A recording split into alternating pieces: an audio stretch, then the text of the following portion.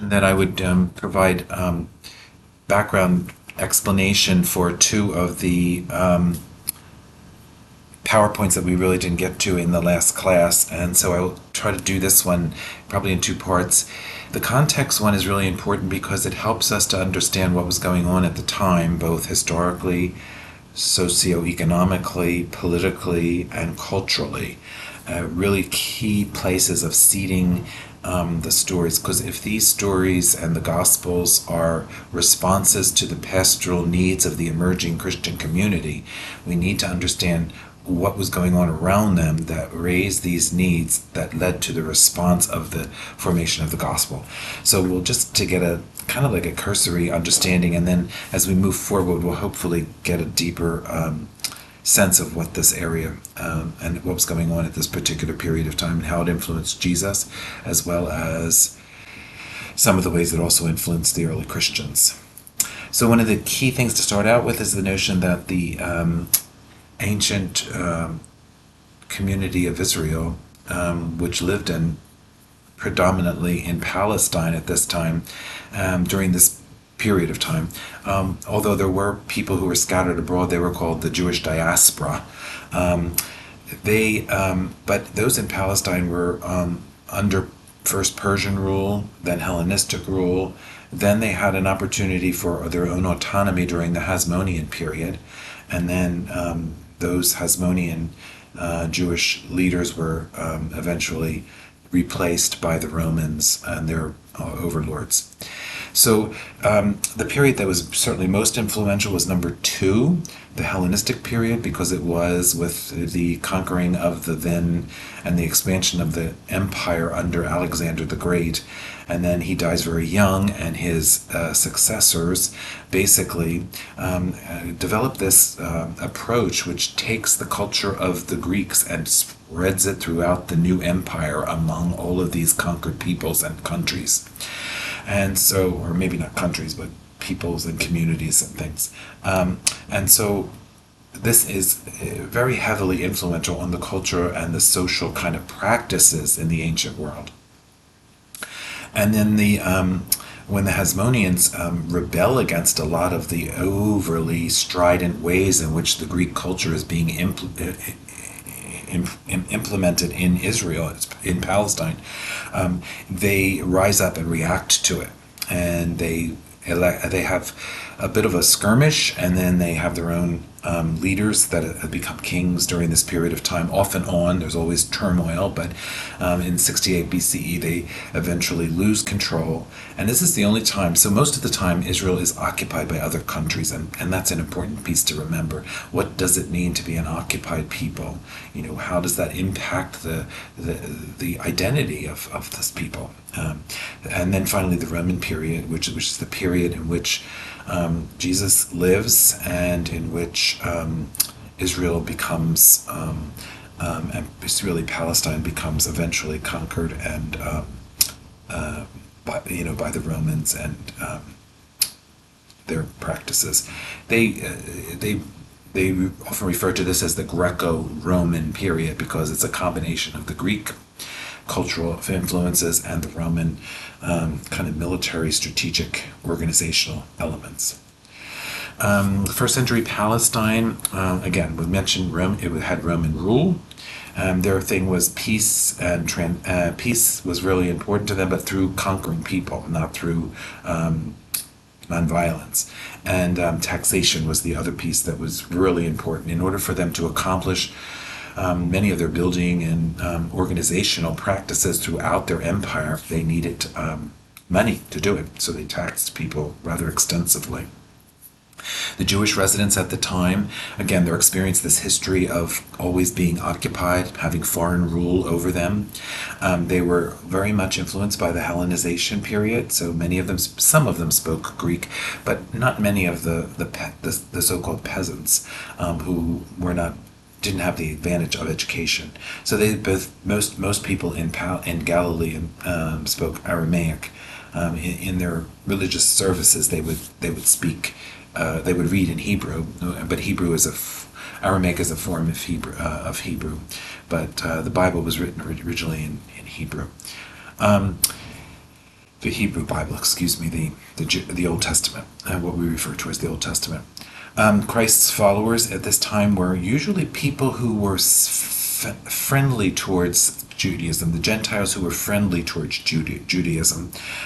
They were called God-fearers, and they would not be allowed into the synagogues, but they would be respectful of the Jewish people, and also interested in some of the practices that they had. And then the Jews who followed themselves, they followed the Jewish Christians followed Christ and the Torah, so they were called Jewish Christians because they stayed within Judaism, but they saw Jesus as the Messiah, the promised one. Some of the groups that were present are in the right column.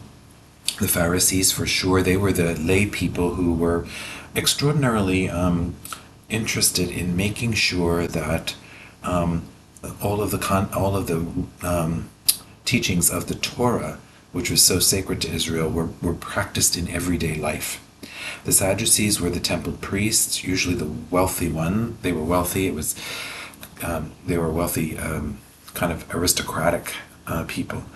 The Essenes were a group of people Jewish people who were dissatisfied with the ways the Sadducees played power politics with the Romans, and so they left many of the cities and established a monastery in the desert called Qumran, Qumran, where they have dug up what are called the Dead Sea Scrolls, and they copied a lot of